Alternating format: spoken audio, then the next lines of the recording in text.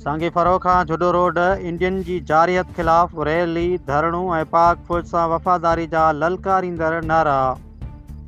सांगी furrow two जुडो road ते अवाम जो समुंड निकिरी आयो। Media coordinator team human rights Ali Ghulam Khoso ji अॻुवाणी में Jalal Chandio, vice chairman Shahid Ali Khoso, Allah Bachayo Dalwani, press तर्जमान सोशल मीडिया गुलाम मुश्तबा खोसो, राजा जरवार, मोहम्मद खान खोसो, शफ़ी मोहम्मद खोसो, मोहम्मद असलम चांडियो, साजिद लिगारी जी अॻुवाणी में ज़बरदस्त रैली कढी वई।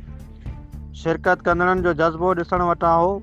फिज़ा पाकिस्तान ज़िंदाबाद, पाक फ़ौज ज़िंदाबाद जे नारनि सां गूंजी उथी। भारतीय जारियत ख़िलाफ़ अवाम गुस्से में धाड़ेलनि ऐं दुश्मननि लाइ वाज़े पैगाम ॾिनो वियो। जेको पाकिस्तान ॾांहुं अखियूं खणंदो उन जूं अखियूं कढी छॾींदासीं। एहतिजाज कंदड़नि ख़बरदार कंदे चयो, असांजो रत, असांजे साह सभु पाक फ़ौज लाइ आहे। भारत खे हर साज़िश जो जवाबु बंदूक जी ज़बान में मिलंदो। क़ौम पाक फ़ौज जी हिकु आवाज़, हिकु सिफ़ ऐं हिकु दिलि थी साम्हूं अची बीठी आहे। हाणे दुश्मन खे सम्झी वठणु घुरिजे त क़ौम जागी चुकी आहे ऐं जागिल क़ौमुनि खे को बि नथो झुकाए सघे। रिपोर्ट करे रहियो आहे Ali Ghulam Khoso, media coordinator team human rights Badin.